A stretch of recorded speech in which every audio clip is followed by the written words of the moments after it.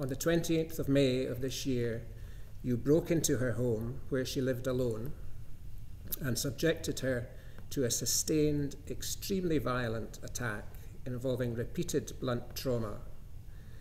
You repeatedly punched, kicked and stamped on her head and body, and repeatedly struck her on the body with pieces of wood, which came from a chair broken during the attack. You raped her and beat her to death.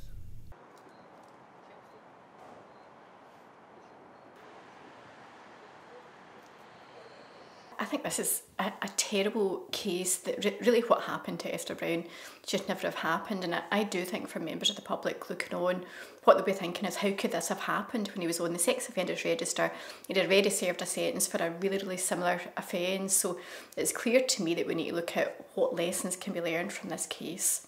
Esther Brown was brutally murdered in her own home by a man who was freed early from a prison sentence. There was no transparency around that decision, and we don't know whether there was a failure around his monitoring. What were the terms of his monitoring? The public are in the dark, and that needs to change.